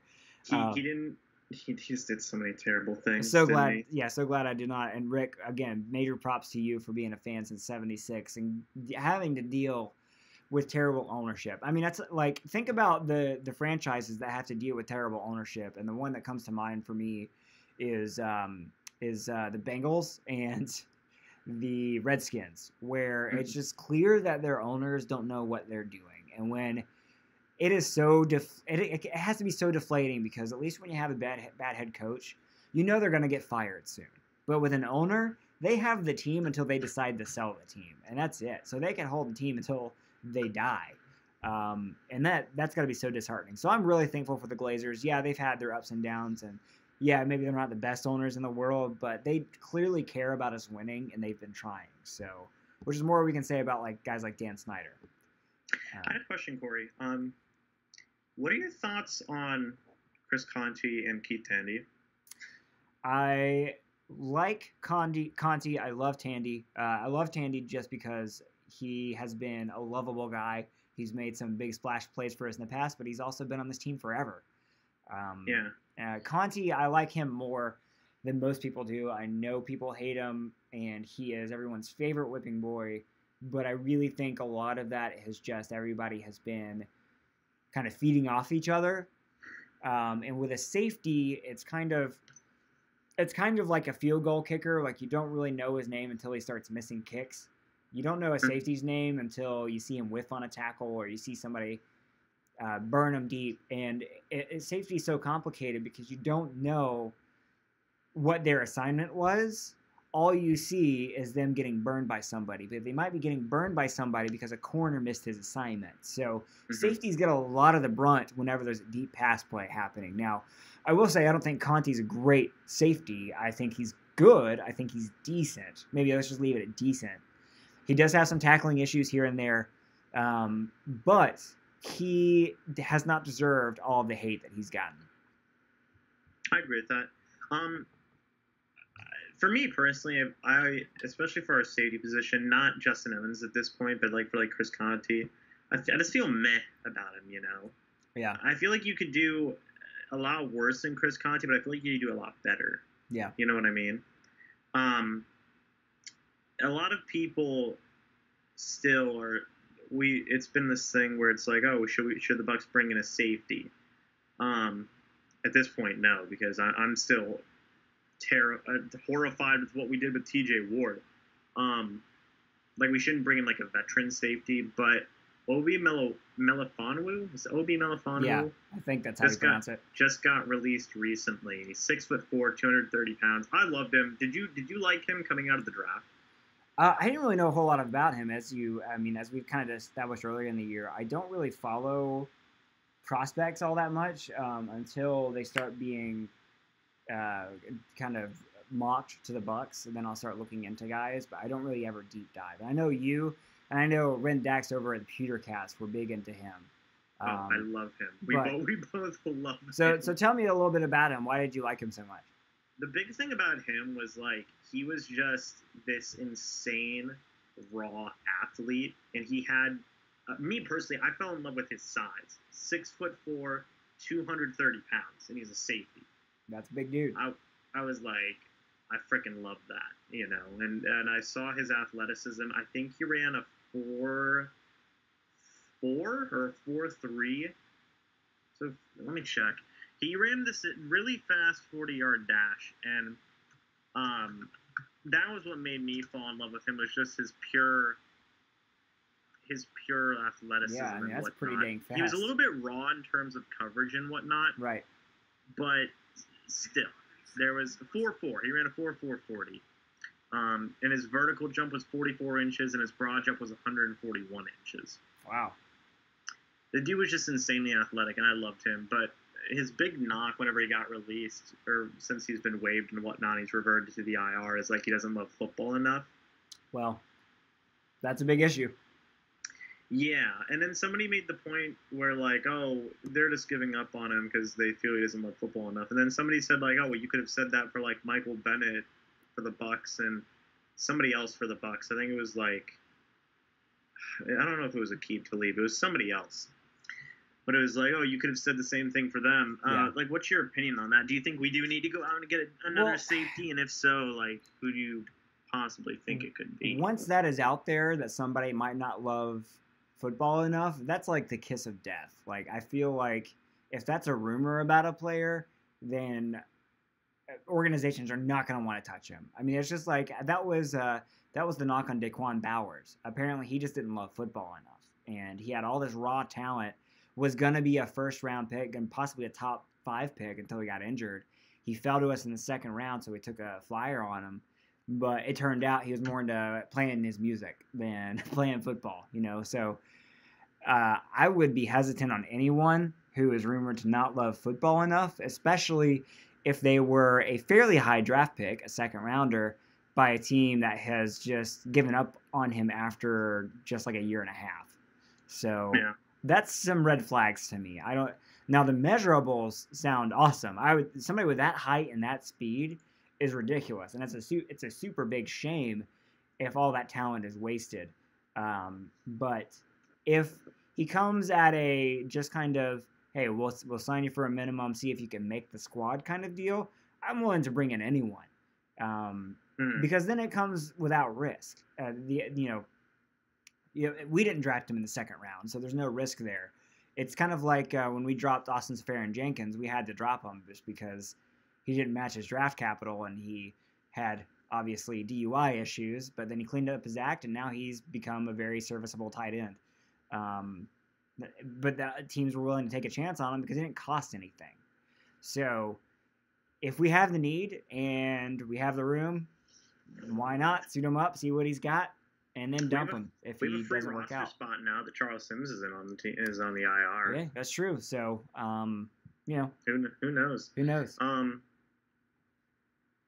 what was I gonna say? I think that look, I would love Obi Melifonwu, but I think that they might focus a little bit more on Jordan Whitehead because he just looked so good in camp and in preseason games and whatnot too. Do you think he has the ability to be like a starter? For sure. Or like this season? For sure. Based on what he's shown, he's reminding me of remember Justin Evans didn't start at the beginning of last year, but as soon as he got his chance, he made splash plays. And it seems like Whitehead is making the most of his opportunities. Seems like he has kind of the same kind of drive. So I would not be surprised to see that at all. I think he's capable. Obviously, we've got to see a lot more from him because we've a small sample size. But even if we do have Justin and Jordan in the defensive backfield, we still need depth. I still think we're very thin at that position. I mean, we were freaking out when we thought Justin Evans might be out for an extended period of time. And the reason is because the depth there is shaky. We do have Conti, we do have Candy, which is great, but, they're going to be their ceiling is just serviceable. So, yeah, if Evans was out for a considerable amount of time, it probably would have been a situation where, like, Chris Conti moves over and it's Chris Conti and Keith Tandy. Yeah. And people already hate Chris Conti. So, well, remember, we were 9-7 with Chris Conti and Keith Tandy. We 2 years ago did really well with these guys who are now backups. So I really am, and I've said this before in past streams, I'm really hopeful that we did indeed fix our pass rush issue. And I really think, thanks to Mike Smith's system, which is predicated on the pass rush, that our safeties are suddenly going to look way better than they did last year. So at least that's the big hope for me, that the disruption of the timing of the quarterback is going to cause a domino effect where our secondary is going to be much better because the pass rush is much better. Yeah, no, I completely agree. A lot of it boils down to like the defensive line, because if the D line is getting pressure, then a lot of these defensive backs, that'll erase all of our worries with the secondary. Yeah. See you later, Tommy. He actually wrote this about 5 minutes ago that he was checking out. So Tommy was checking out. So hopefully, have you seen any updates on the start time for the game? I've been keeping an eye on Twitter and I'm not seeing anything. So yeah, I think it's still 8:59. Again, thanks for hanging with us, guys. There's still about 10 of you left in the chat. Some guys commenting about paycheck players playing for the money but not love of the game, which it kind of goes back to Obi. Why is he playing? Does he love the game? Rick thinks Whitehead will be great. People had some concerns with Donovan Smith with that. That's true. His love of oh man, that's some loud thunder, Corey. It's moved down to where you are. Yeah, now I can hear it. Do you think this is going to be Brent Grimes' last year? My guess is yes. I thought last year was his last year. I was really surprised to see him come back. So I will be even doubly more surprised if this isn't his last year. Hey, Petercast just tweeted out that the Bucs have taken the field. So far, so good, as long as there's no more lightning strikes. So we're almost there. We're in the home stretch. Yeah. They can take the field, but they're just doing warm-ups and stuff, aren't they? Yeah, it means things are going as planned. They're taking warm-ups. So Greg Allman just tweeted that scheduled to kick off in 28 minutes. So still right on time for that new start time. Just an hour delay. So hopefully no more lightning strikes and they get a game in. I'd be so upset. That means our post game is gonna be almost at midnight. Yeah. Which I actually, now's as good a time as any. I forgot to mention to you before we started the stream that I probably, especially now, will not be able to do a post-game stream with you. So that's all right. That's okay. But guys, check out the post game stream on Mr. Bucks Nation on his YouTube channel. And if you're gonna stick it out, you're gonna stick it out, right? Yeah. You're gonna do a halftime show as well. I'm gonna. I don't know. I'm gonna try to. This whole day, this whole game has just gone to crap because of weather conditions. It sucks for everybody involved. I know. I'm already feeling sleepy, and it's just 8:30, so that's not a good sign. But I'm actually going to see their new Mission Impossible at like 10 something, so I'm gonna be struggling. I was hoping by then all the backups would be in, but now that the game has been delayed, I'm gonna miss half the game, which really sucks. But you're going to go see a movie tonight? Yeah. Yep. Oh. Oh no, that's all right. Mission Impossible is a good movie. So I hear, and I'll be keeping an eye on my phone for updates just in case. Hey, here we go. Send me a text if anything major happens. If somebody gets hurt, I'll keep. Oh, I'm just gonna be sending you sad tweets. Ronald Jones went down. Yeah. Oh my gosh, no! Please no. Gotta knock on wood. This should. I have a question. Are we gonna see any of Austin Allen tonight? Austin, hey, that's a great question. I think it'll be just like preseason week 2. If he gets in, it might be at the very end of the fourth quarter, and then game number 4 is going to be his game. Because I want to see Austin Allen, like pretty badly, because whenever all the undrafted rookies were signed and whatnot, I was hearing some good things about him and Riley Ferguson. Riley Ferguson is now with I think it's like the new American League that's coming out. Yeah. He's with them, and Austin Allen stayed on, and people were like, "Hey, maybe Austin Allen can do something." And I haven't seen him, and I want to see him. Yeah, he's a camp body, unfortunately for us. But I think I mentioned this last week. He does need to get some reps in there because he isn't just auditioning for Tampa, but he's auditioning for teams around the league. So, and that's a position Ryan Griffin was in a few short years ago. So. Yeah, I'm interested in seeing what he's got, but he obviously doesn't have a place on this roster. Practice squad guys too, you know. So we'll see. Who's some guys that you think could be on the practice squad? Nobody. I don't think we really talked about that. Well, I mean, I think it's the obvious is the guys who lose out on the big position battles. So whoever that guy who just misses the cut in the wide receivers, whether that's Freddie Martino or Bobo or even Bernard Reedy, we haven't really mentioned him.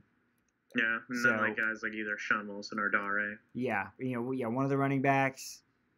Definitely, I don't think would we keep a practice squad quarterback if we had 3 active quarterbacks? I don't think so.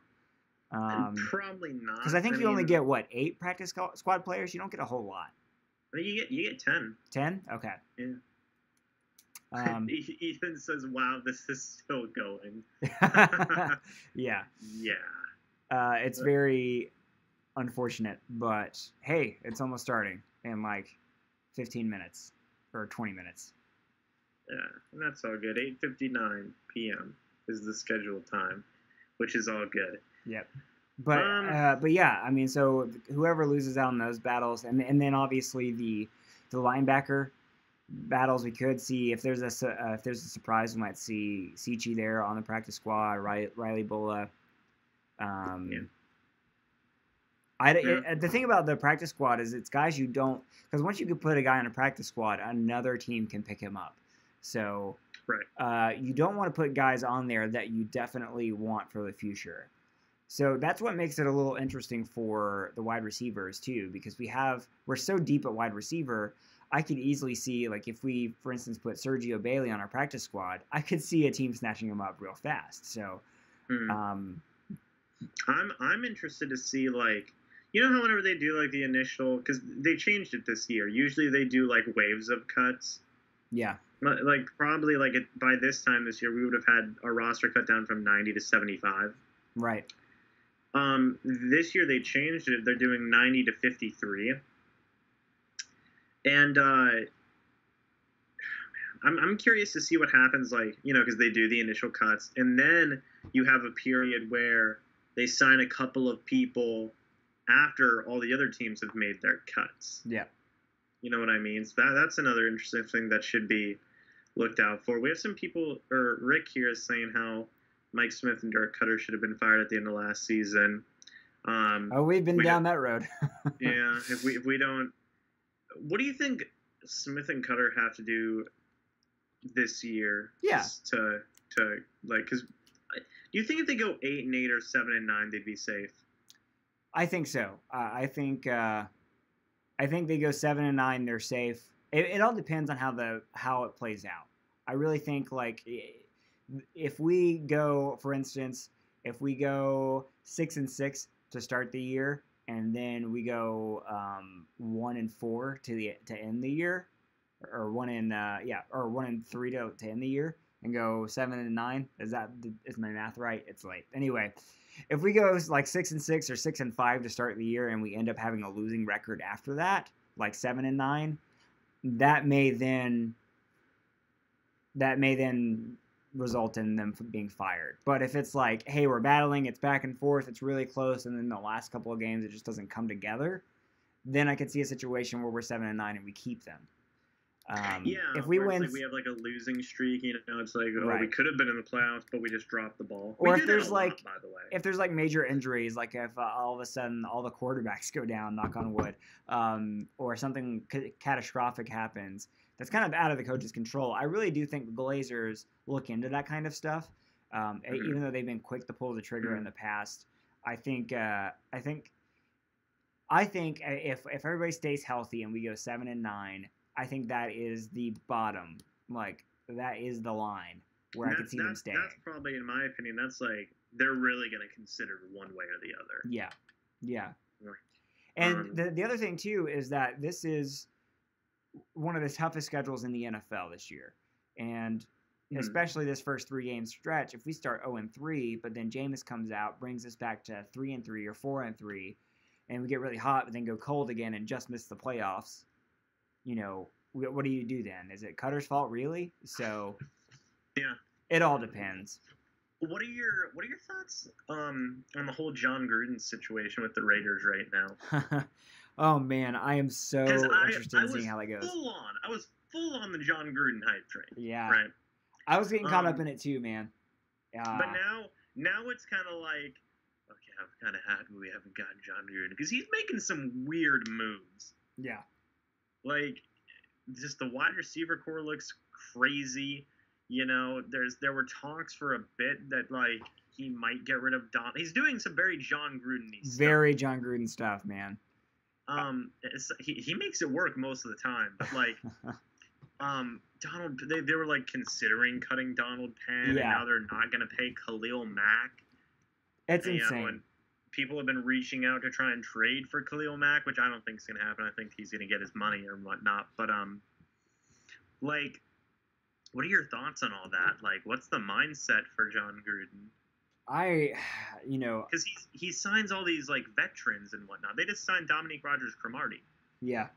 I'm right there with you. I felt I got a little bit caught up in the hype train. If those of you who followed these streams for a while, I kind of stayed neutral on the issue because I could kind of see it either way. But if I'm being honest, I kind of inside wanted to see us get Gruden just because it's exciting. But now, on retrospect, just seeing him do the same old stuff, I'm glad he's not a part of this team, and I can just sit back and watch it work or not work. You know, I'm glad that we don't have. I mean, because he came in and he did, like you said, the very Gruden things. He signed a whole bunch of washed-up veterans. And that worked for him the year he won the Super Bowl for us. That worked for him. But it didn't work for him in the long term. So he might even come out and they might actually make the playoffs this year because they have the talent. But it'll be, man, it's just fascinating. That's all I can say. It's super fascinating. I think he might start out hot, but I do question his long-term success. If he's not willing to adapt to how the league is now, I question whether or not this whole experiment is going to work, and the Raiders will have wasted $100 million. Yeah, no, how much of a leash do you think John Gruden has? Like, I'm sure it's incredible. Yeah, Absolutely. I mean, they're I'm locked sure into him for a while. He could not make the playoffs for the next 5 to 6 years, and I think he would still probably be with the team. They're going to give him every chance and every excuse possible to make sure that their investment was worth it, which is another reason you don't sign a contract like that handcuffs you. 10 years. And also think about this. It's like with Jeff Fisher. They're going to move to Las Vegas. So they're going to have the whole transition year where it's like, oh, of course they suck this year because of the whole transition and the move and all this stuff. And it's just like. What do you think goes into the owner's mind when. I get it. John Gruden won a Super Bowl, and that's wonderful. And I love John Gruden. I love him. Well, I don't love him as much anymore. But because of a thing he said in a press conference, and I'll talk about that in a second. But, like, if you're an owner of a team, what even makes you consider, like, I will give you a 10-year, $100 million contract? Like, is it just a publicity thing at that point? Like, because you know it's going to sell merchandise, or you know it's going to make people be interested in your team, or like. I honestly, it's such an. I know it's not Al Davis anymore, but it's the Davis family. I think that's such a Davis move because I think that's what it is. They're moving to Las Vegas soon. They don't have a whole lot of hope in Oakland. They're kind of pissed off at the ownership. So, hey, let's bring in this guy who is the one that got away, and we're bringing him home.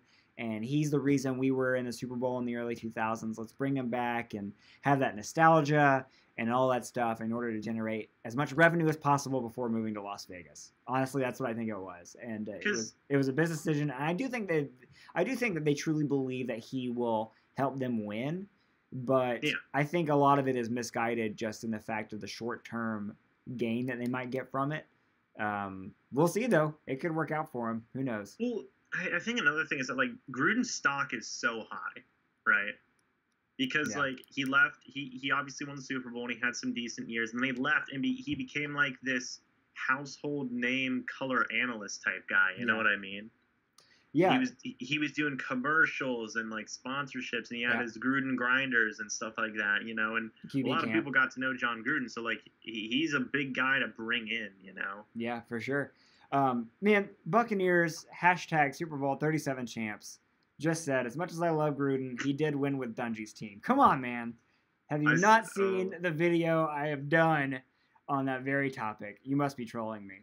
But yeah. Rick said it too.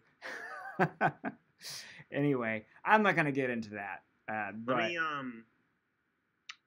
hold on, let me see something. Okay. Based on warm-ups, Bucs have Adam Geddes starting at left guard. My boy Adam Geddes. Hey, all right. There we go. Keeping Evan Smith for the second line center. Okay. So the starting line left to right is Mike Lidke at left tackle, Adam Geddes at left guard, Ryan Jensen at center, Alex Kappa at right guard, and Dotson at right tackle. Oh, man, that blind side. I am so scared for our quarterbacks. I mean, I hope they do well, but if that is... Have you looked Are all of our quarterbacks right-handed? I think so, yeah. I don't know. I'm not sure about Griffin, but I'm pretty sure they're all right-handed. So, I like Geddes. But, oh, my. That's going to be fun. Man.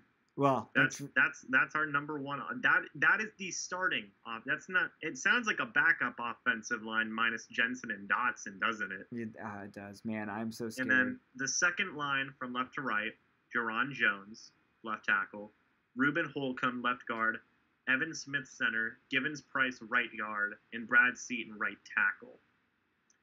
Seaton could jump in with the ones if Dodson is still taking it easy. Yeah. So, potentially, our starting lineup with Jameis Winston and Ryan Fitzpatrick. Oh, my gosh. Mike Lidke at left tackle, who hasn't played left tackle before, besides this past preseason game against the Dolphins and whatnot. Adam Geddes, Ryan Jensen, Alex Kappa, and Brad Seaton. That's our potential number one. Oh, man. May God have mercy on their souls. Ryan Jensen is the starting center tonight. At least we have Jensen and we have Dotson, but I doubt Dotson will play very much at all. So. Oh my goodness, that is something. In a rainy game, in a rainy, muddy game.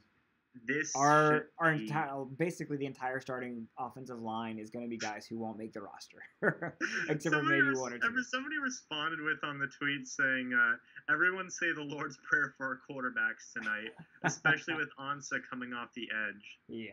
Oh and my then gosh. and then Greg just responded with, "All prayers are answered."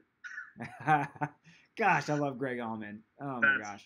Hilarious. Greg Allman is the best Tampa media personality, man. He's awesome. Really good. He's super nice too. He is super nice, and understands Twitter and understands his job and like what the fans want to know. He tweets it. It's great.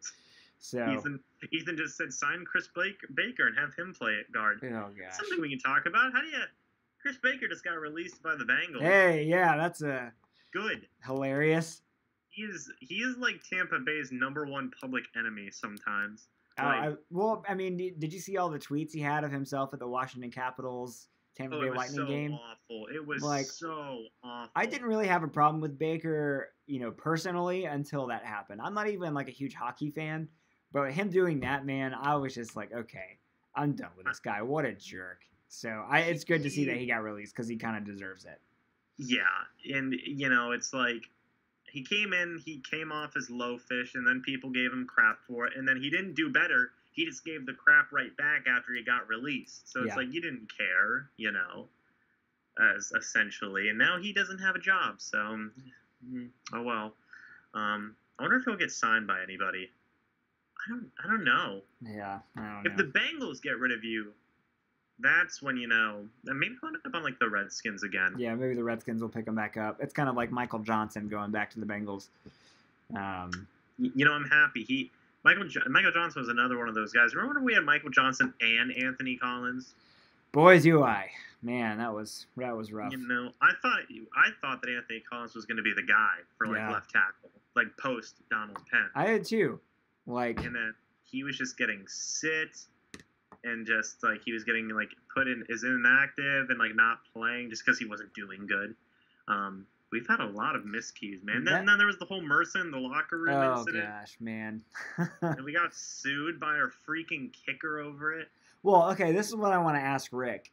Comparing this era, kind of the last 10 years, to the 70s and 80s Bucs, which one has felt more miserable to you? I would really love to know Rick's opinion on that because since he's been a fan since the beginning, I look back on those 70s since I wasn't born yet and just thinking, man, that must have just been the worst because 0-26 and, they barely ever had any hope.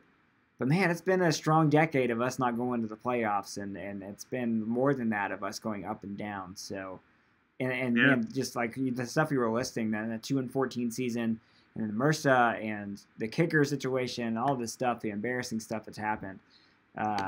It's been pretty miserable. The poor the bad free agency signings that we have aren't just like bad, like they're really bad.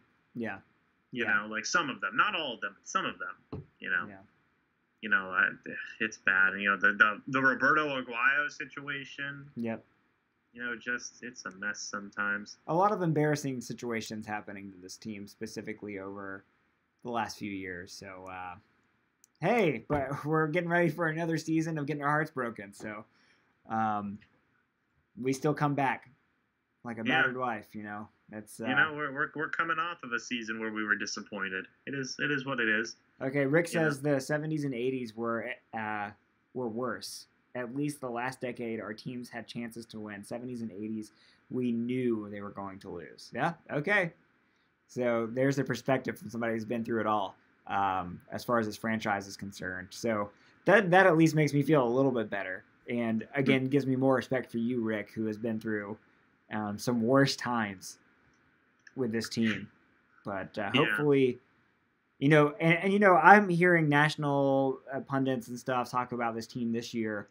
And just it's a given that we're going to finish last in the division. It's a given we're going to be picking top 10 again in the next draft. And I can see why they're saying it because we have the toughest 3-game stretch of any team in the Super Bowl era to start the season. And in those 3 games, we're missing our starting quarterback. And last year, we were terrible. So it's like, I see why people are saying it, but man, it just makes me want to prove them wrong so bad. Like, how great would it be for us to come in spite of all of that and win 10 games and make the playoffs, or win 11 games and win the division? I would absolutely love it, because we're everybody's so on and off about the Bucs sometimes. It's like one year some people say like, oh, they're a dark horse candidate, and the next year it's like they will literally be the worst team no matter what. Yeah. Like I don't care if they're two. Have you seen that lately where it's like, oh, we're 2-0 in the preseason and we still have the worst. We're like ranked last on power rankings. Yep. And it's like, come on, give us a break here. But well, yeah, I mean, you're nothing until you prove it. And that's I can't blame people for thinking these things, but man, I want us to prove them wrong so bad. It's just, I'm tired of losing, tired of being a laughingstock. I am too. Go to sleep says Bailey just got hurt on warm-ups during warm-ups. Oh, well, that's fun. I hope it's not like maybe he just got shaken up or something, or cramps or something like that. Yeah, because I'm not seeing a tweet or anything about it, so hopefully not.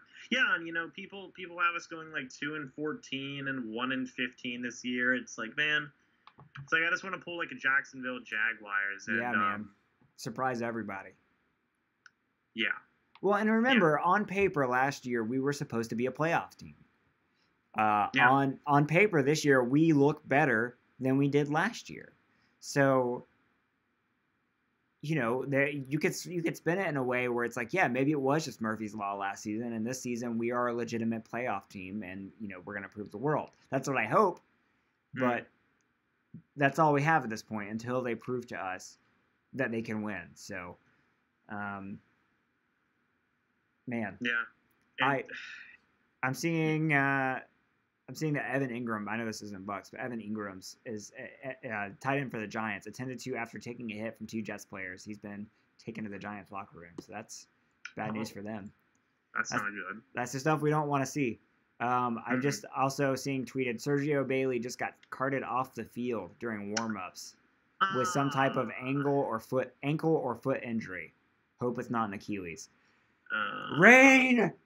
Oh, no. That would really suck for him, man. I would feel so bad for Sergio Bailey because he was having a good preseason. Oh, that's not fun at all. That's not fun at all. The game hasn't even started yet. Yeah. Oh, my gosh. That's brutal. Not a good start. That's so annoying. Not a good start, guys. No, the game hasn't even started yet. The cart appears to be coming out. Yeah, who appears to have a right leg injury. Great. No, it's fine. It's cool. Fade says, just an update for you guys. Everyone on the 90-man roster has just come down with an injury. Bucs are hopeful for Week 1 return. Darn it. I could see a situation.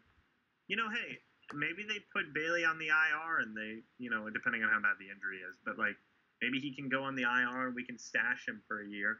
Oh, yeah. Yeah, maybe. That's something. I mean, I hope he doesn't have an injury that bad. Maybe it's just a precautionary thing. Have you ever watched The Simpsons? Are you a Simpsons fan at all?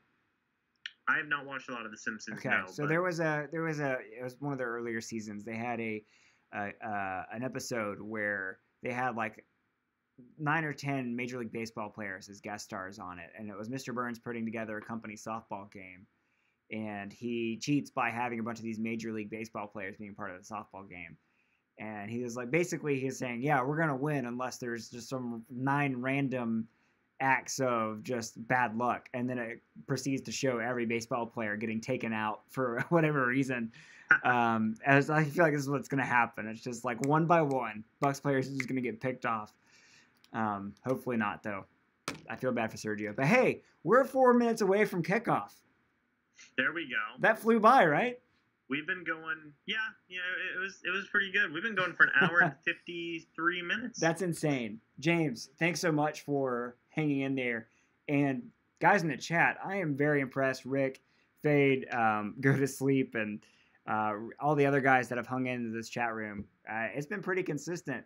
Thanks for hanging in there, guys, and being a part of this live stream and hanging in there with us for the hour delay. Hopefully no more injuries, and hopefully hopefully everybody just looks good and we're all happy by the end of this. Seriously. James, so what do you think? Post game? Yeah, I'll You can probably do it? do a post game. Okay. So check out Mr. Bucks Nation post game, then maybe halftime. Yeah. Okay. I'll possibly do halftime. Keep an eye out for Mr. Bucks Nation. That's it for me this for this week. But guys, remember I have a Patreon page that I just started. If you want to start donating, if you want to throw a couple bucks my way, I'm putting 100% of everything into this channel. Like everything you give to me, I'm putting into this channel for upgrading gear and planning more videos and all that stuff. I just put the link in the chat. James, if you want to put your link in the chat too, go for it. Okay. And support local Bucs fan coverage, I guess. And guys, I'll be on Twitter live tweeting as much as I can. I'm going to be seeing a movie at some point, but I'll be watching with you. Interact with me and James on Twitter, and I guess we'll stop it here. Let's go watch some football, shall we? Yeah, there we go. All right, guys. Go Bucs. Go Bucs, indeed.